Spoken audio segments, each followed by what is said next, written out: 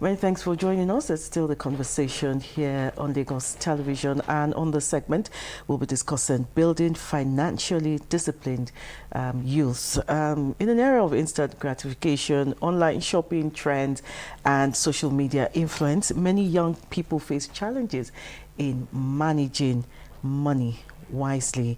So how can our youth learn to make sound financial decisions, embrace savings culture, and build wealth responsibly in our society? Joining us this morning is Segun Daniel Agbaje. Yes, I paused for that name because, I asked him a question just before we came back on. He's a member of the Lagos Youth Parliament and an economy research scholar. You're welcome, Mr. Agbaje. Thank you, ma'am. You're welcome. Financial discipline could mean different things to different people. What does it mean to you?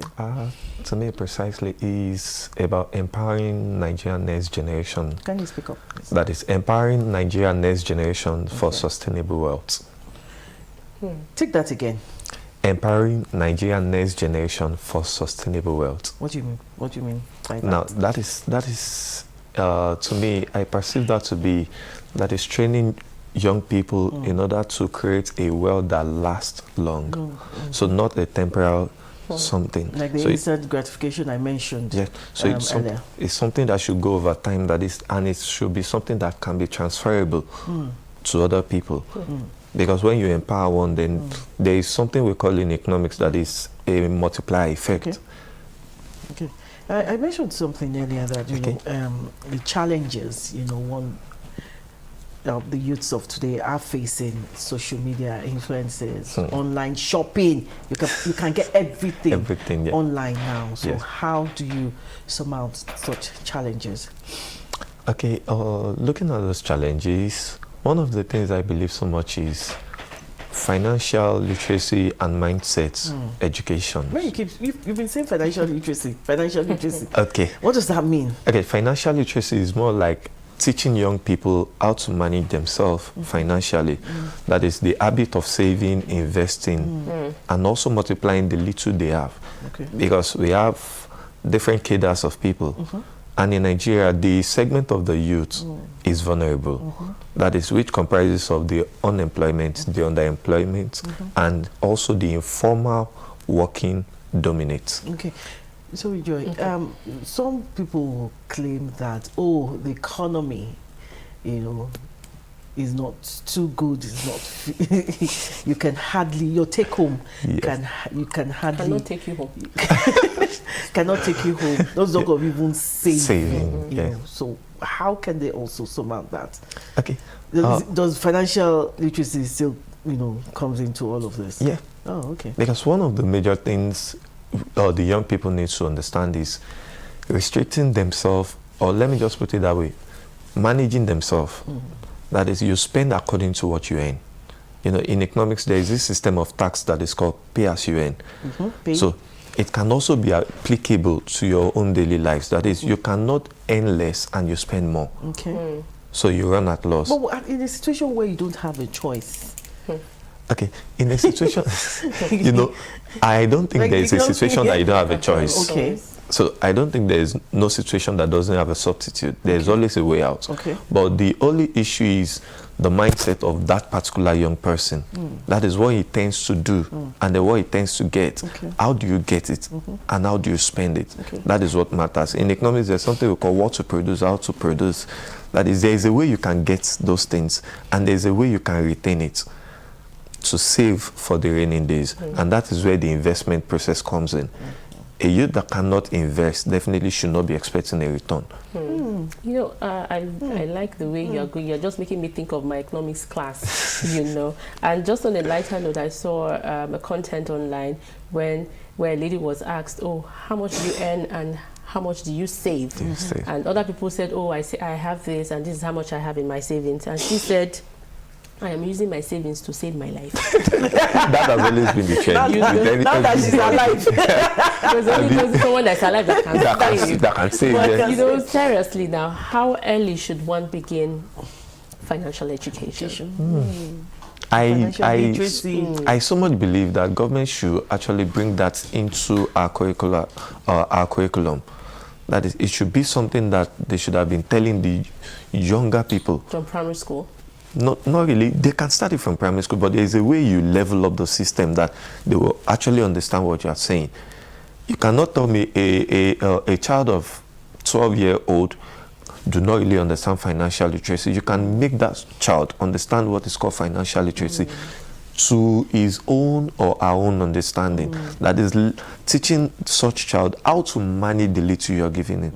And this should have been a tradition that comes from every household. That is the parent, it is the responsibility of the parent to let every child knows that you spend according to what you are given, not what they earn because they could not work.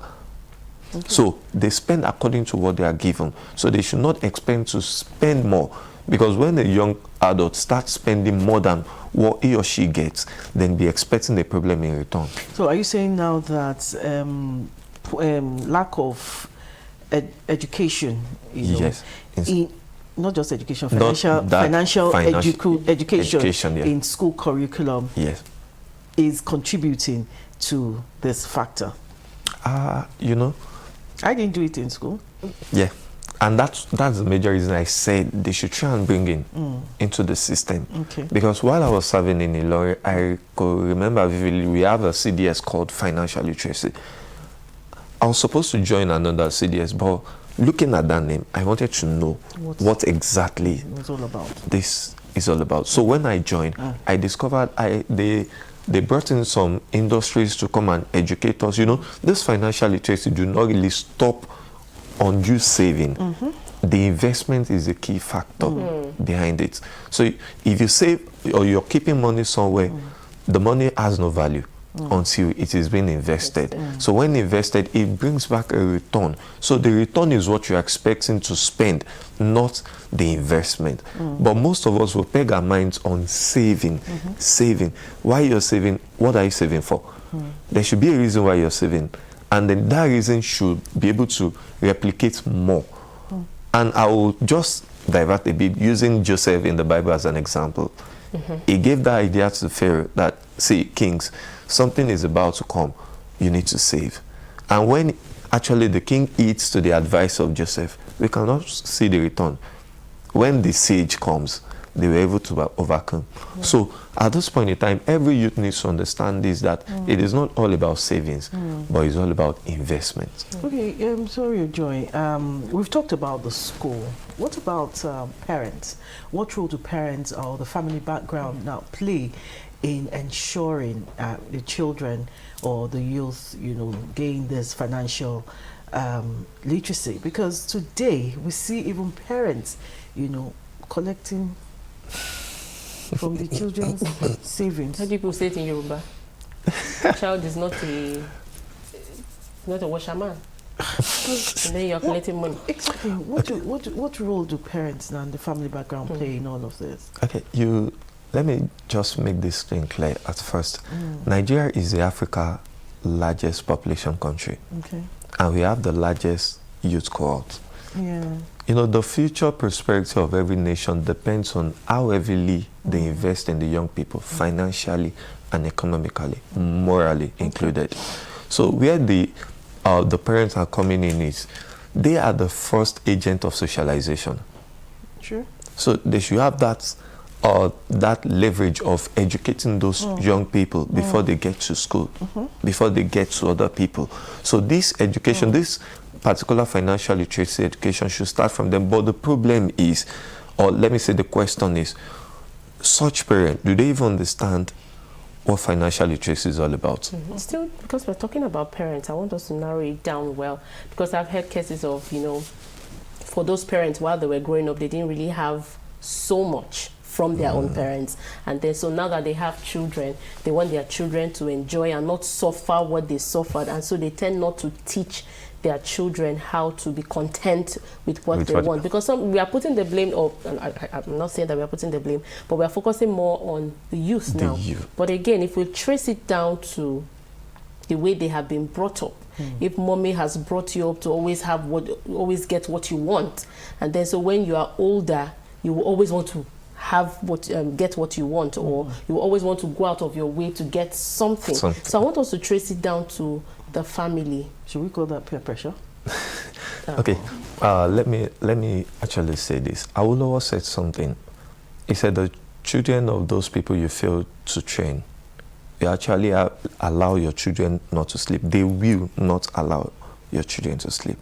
So at this point, if you believe in not teaching them how to be content with whatever thing you're giving them, then be expecting a problem in return.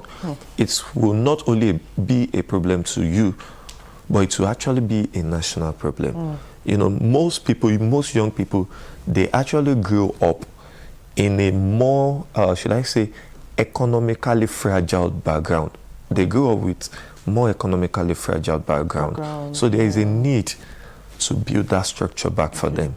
And looking at Lagos State, for example, I commend the governor of Lagos State, that is Governor Babajide Sanwo-Olu.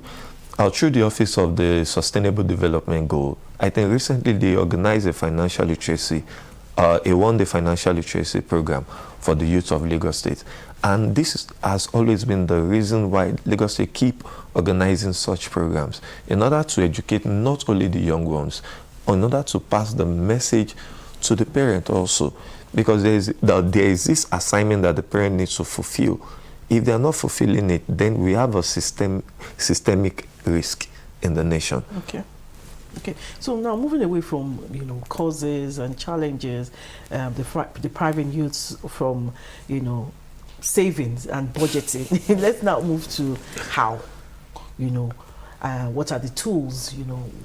What things do they need to know to understand, what budgeting or what saving is all about? Okay, the first thing I'll say is for them to understand their income. No matter how little. No matter how little. Okay. When I was talking, I mentioned... Understand first. Yes, understand. It's very important.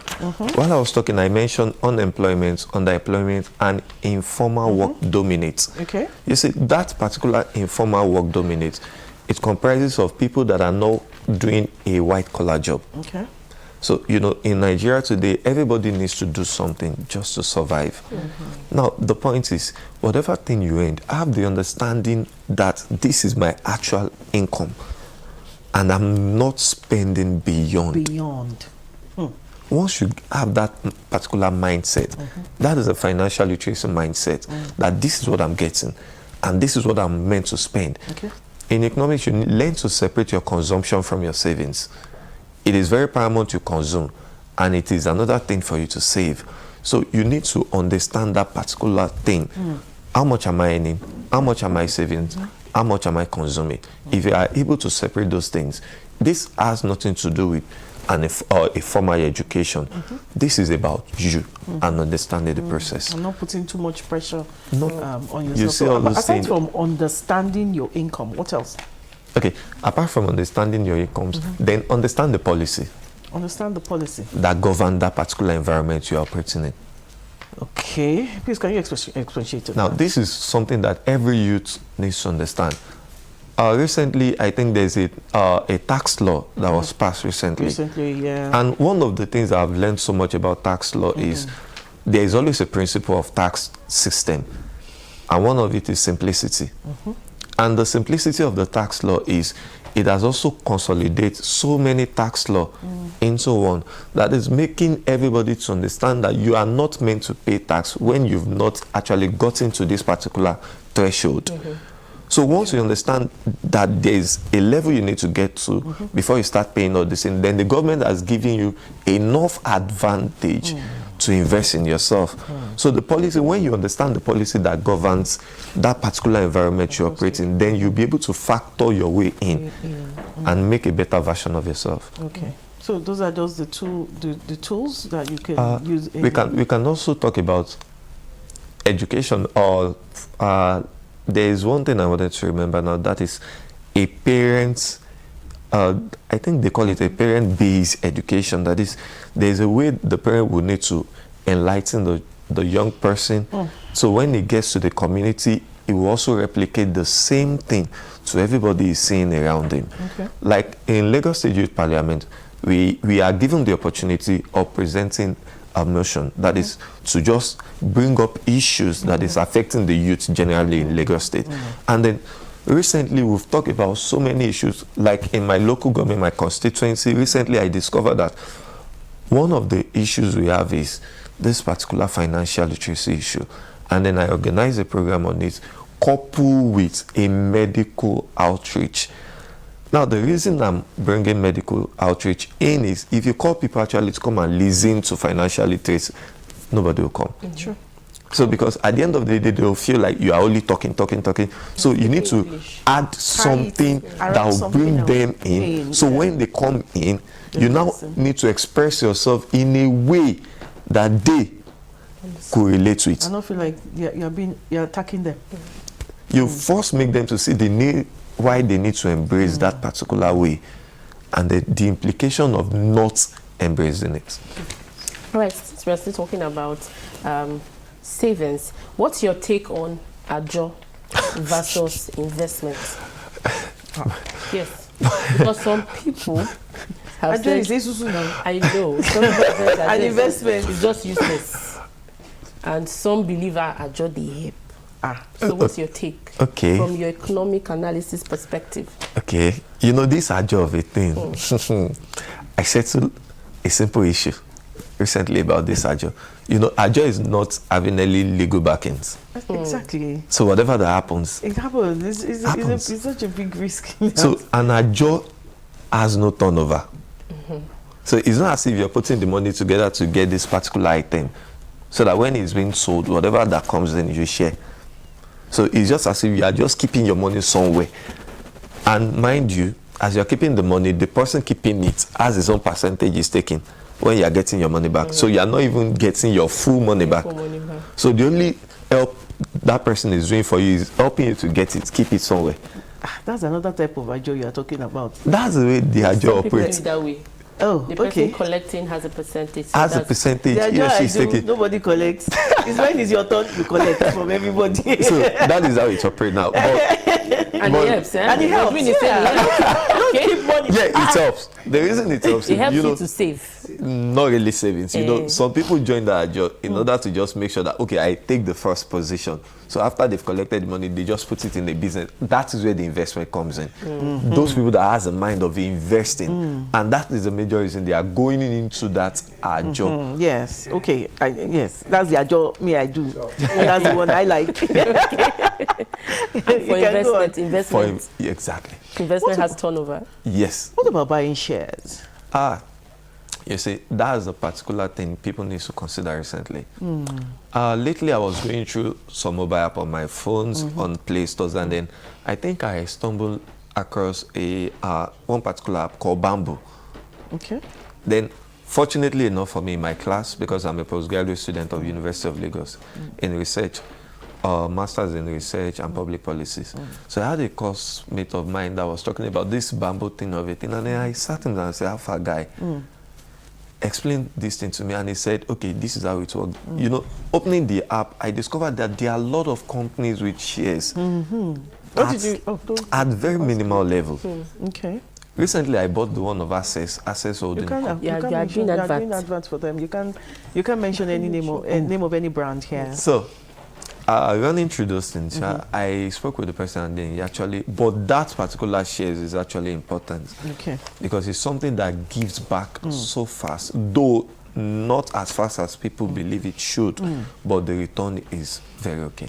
Let's also still talk about financial behavior, because from what you have been saying, you know, being financial literate has to do with your behavior and way of life. Yes. And especially when we're talking about the young people, I've also heard some young people say maybe you have just 5K in your account and there's something you want, and just tell yourself, if I perish, I perish. That person where they live now, they stay with the name.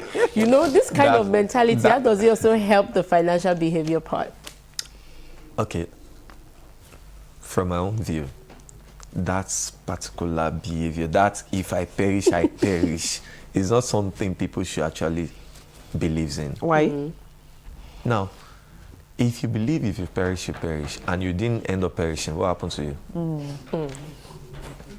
You start from scratch. You start from scratch. So why not leave aside if you perish, you perish, and still consider you still living and do something that will actually help you continue living.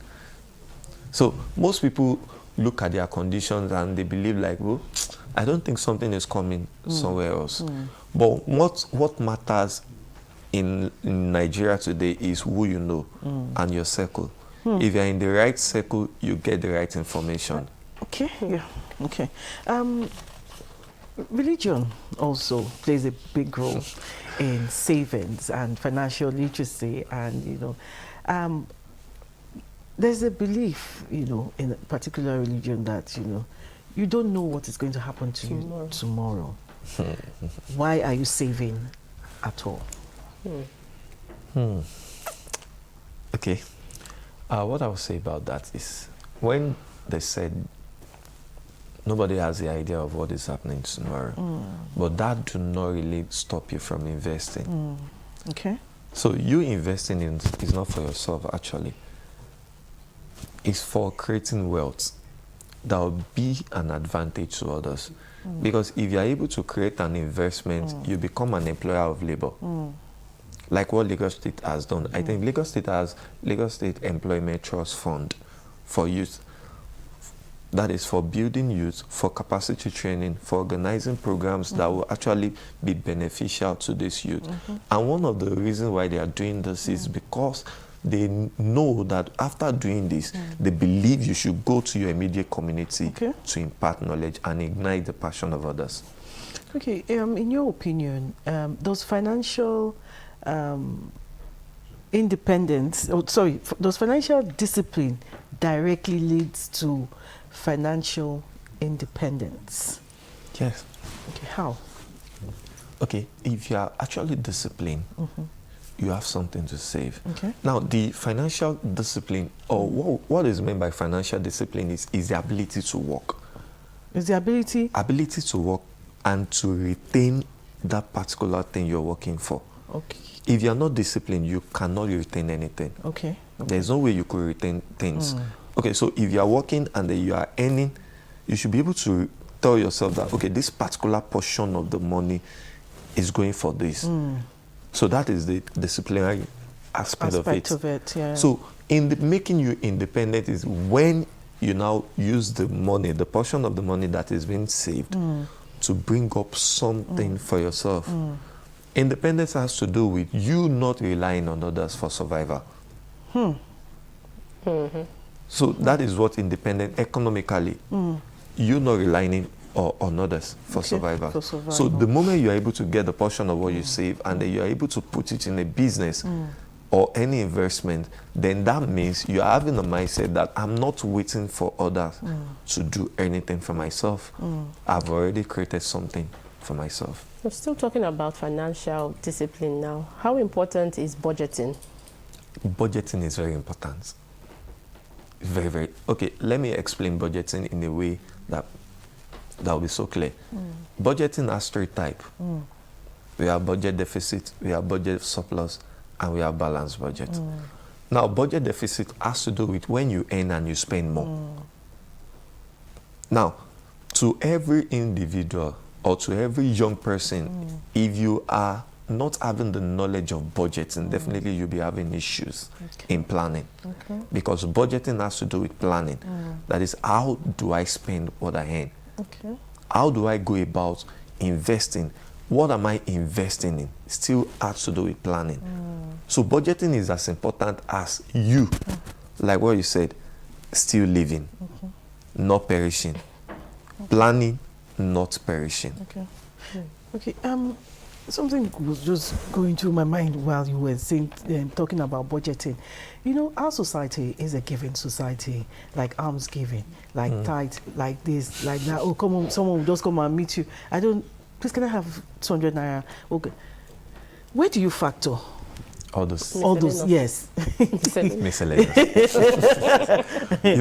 Someone still addressed that issue. I was passing through a place and then they were talking about the issue. And one person was like, don't give this guy this money.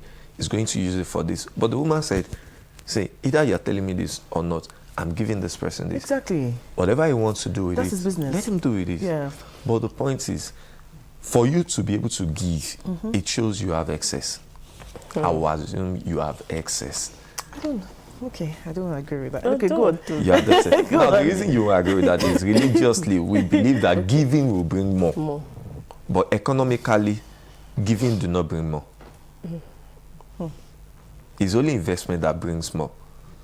There is this theory under Karl Marx, the Marxist theory of social and economic theory, that talks about the proletariat. The proletariat are people that works and earn. So those that works and earn cannot give because they owns no business.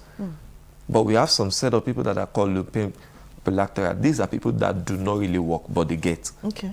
Now, how are they beneficial to those people giving them when they are not giving back? It's not as if they are investing it in any other business. They are getting it, using it for themselves and for their own consumption alone and for their own needs. But what about the person giving? Giving, okay. But religiously, we believe We have to give. We need to, not we have to. We need to give out, just to receive. It's not just to receive, it's just to bless someone. That's different perspective. It's just to not necessarily receive. So because you might not even receive money back. Yes, you're not receiving money back. And giving shouldn't even be done with the mindset of receiving. So that is the religious belief. Okay. But when it comes to this economical perspective, when you are giving, there should be a return. Oh, okay. I'd like us to narrow this down, and make it as relatable as possible. Looking at the current economic situation today, even let's look at the minimum wage. How much is the minimum wage again? 70,000. Joy. So, salary can never be enough for anyone. Okay. Whether you are paid more and more, So it can never be enough. It can never be enough. Okay. But even in that little, he has said that with that little, you can still factor in the same. So I want you to give us practical steps of how a family of 4 with any minimum wage, with children in school. Any minimal wage. With children in school, how can this miracle of savings, because now it's a miracle. No, Joy, don't put it that way. Eh? Okay, it's a miracle of saving. But I'd like you to put it this way. Okay, is there like a template one can use, in one's home, depending on the number or the size of your family, to show that, okay, this is the amount I'm taking to the market for food for the month. This is the amount I'm saving. Okay. I don't know if, she said something, miscellaneous, how much should miscellaneous be? Okay, I'll give you an example. Someone is earning 30,000 naira. So is there like a template one can use so that one can still save? Saving. And you have 4 children. Oh. You saving, come on. He invariably is going to save himself. I like that. Oh, 30,000. Yes. Recently, 4 children. Going through the statistics of Nigeria as of 2024, the poverty rate of Nigeria rose to 56%. That is 129 million. Now, looking at that, what I would just advise is, for every young person, before you start up your family, have a stable income. You are not advised, when your income could not really cater for more than 2 to have 3, it becomes a national problem. And it becomes a systemic problem. It's a national problem, a systemic problem. Every national problem or issues we have now started from the roots. From the home. And that is exactly what we're talking about. Yeah. There are traditions that says having so many children bring blessings. But I've never seen a child that is coming with a bag of rice. Don't come with a bag of rice. I've never Thank seen you. it. I've never seen it. So this mindset should be erased. You should do what you can actually cater for. Why should you have 4 children earning 30,000? House rent, daily feedings, not even talking of savings now. What do you want to invest in? Even your 30,000, putting them together. Transportation, back and forth. Back work. and forth. Yeah, back Bills. and forth. Other bills. So Food. such family needs to reconsider. Band A. Don't let us go to the band. That band A is another word entirely. Is another word entirely. So the advice is to the young people. They need to plan this and look through this before they start engaging in such acts. Okay, is there any point, any point at the given situation that one should dip one's hand in one's savings? You save your life? We have some emergency time. Okay, during emergencies. During emergencies. Okay. You are not allowed to break your savings when there is no emergencies. When you do that, definitely you pay the price later. You're talking about breaking your savings like Kolo. You see those Kolo? There are some Kolo that you cannot break. You can't even touch that money until you break it. Those one are the real investments. They're the real investments. You know those iron Kolo? Yes. That has that tiny What about the mud ones? The one they mold? Those ones. You still have to break it. You can break those ones. But you see the stress you go through, those breaking the iron one. The iron ones. You have to think and you reconsider and say, let me look for an alternative. And that's what the investment is all about. When you invest something, look beyond. And see other means that can actually bring it. You are not allowed to have one source of income. You are supposed to be a multidimensional or multifaceted person, looking to different directions. And that is what Lagos State has been doing. They've been making sure that they let everybody understood that you need to look beyond what you are doing right now. Get a skill. Learn a skill. Do something extra. Do something extra. Positive one. Yes. Oh, yeah. Yes, not this. Exactly. Okay. Still, in line with our discourse, let's talk about public figures, influencers, because since we are talking about young people, you go on social media and you just see people lavishly spending money, throwing parties. Kilo me. I mean, because I'm old. It's because you're actually old. And then you are preaching to a young boy, save, don't spend money anyhow. It doesn't tally, because when they look at these public figures, the influencers, they want to be like them. Even when I was younger. I don't look at other people's things. Some people look at other people's things. So, I don't. Okay. So how can these people, because they are actually public figures, how can they also help to, engage the younger ones to be financially disciplined? Okay. What I would say is, whoever that needs to teach about financially discipline, you need to check the background of such person. The mentor determines what the mentees will look like. So I think recently in China, they were looking at a law that states that you cannot be a public speaker if you are not holding a degree in that field. So in Nigeria today, we need to look through that. Seeing our social media has been open to the point that it has the highest level of effect on the minds of young people. And this is the reason you see people sitting in their comfort zone and still believe that they can look exactly like Dangote. These are people that sit, plan themselves, invest, think beyond what they are saying. So when people like that speak to young people, you have much to get because they have the results to show for it. So most of these social media influencers, you don't see the end. You're not seeing the back end. You're only seeing what they are showing. And naturally, the world today has gone to the level of celebrating what we see. So they are not even getting to know where it is coming from, but what exactly you look like. And that has been the major reason why so many young people are failing. So if there is a policy that can actually be a framework in guiding or shielding the youth in that angle, then Lagos State has done so much on that aspect. Still in line, sorry, but still in line with this question I asked, can hard work give you a good life? Yes. What do you mean by hard work? Exactly. She should define her own hard work. Hard work, okay. Maybe I should put it as... smart work? Okay, there is smart work. Okay, there is smart work. But when I mean hard work, being diligent with what you're doing. Diligent as a bricklayer. Oh. Okay, let's put Or it a that way. carpenter. Teachers as a bricklayer or a carpenter. Because Can these you give people me are good life? diligent. Because they are very diligent and they work hard. Okay, like what I said earlier, I said the circle you belong to determine how far you go. The circle. You know, when I joined the Lagos State Youth Parliament and then I was able to meet up with some people, Okay. I discovered that they are more beyond where you're coming from. You know, when you meet up with young people and then you deliberate on matters and then you see the view of other people about the same thing you have, then you reconsider your position.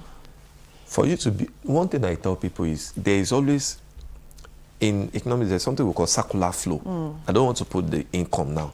We have circular flow. If you're a bricklayer today, that do not really means that your situation cannot change. It depends on your mindset and how diligent you are. You're working for somebody. If you're diligent in what you do to that person, there will be a referral. Yeah. And when you're being referred, you might someday get a referral that will actually take you away from the street. That will place you in a very bigger position. If you're fixing a chair today, and the chair you fix today is very good as a carpenter, somebody can bring you, or maybe they are in a board meeting and they were like, okay, we need to fix the furnitures of the whole company today. Or Lagos State is saying that we need to fix the furnitures of the public primary schools in Lagos State. And you are somebody that is in that gathering, and you remember the person that actually works for you, and you were like, I know somebody that can actually do this better. The situation of the person will change. And when the situation of the person changes, he becomes an employer of labor because he needs more people to come into the assignment for it to be done faster and to be achievable. So he gets the job, the project. He brings in some other people to come into the project. Now, he's no more the carpenter. You know, when you see a bricklayer, you call him a bricklayer. But when you see some people that are doing the job of these bigger people, they will tell you, I'm not a bricklayer, I'm an engineer. It shows the status have changed. Has changed. Okay. So managing yourself in that aspect can actually make your hard work Give you a good life. give you a good life. Insightful conversation. Thank you very much, Mr. Segun Daniel Agbaje, for sharing your insight and passion for youth financial empowerment. It's clear that building financially disciplined youth isn't just about money.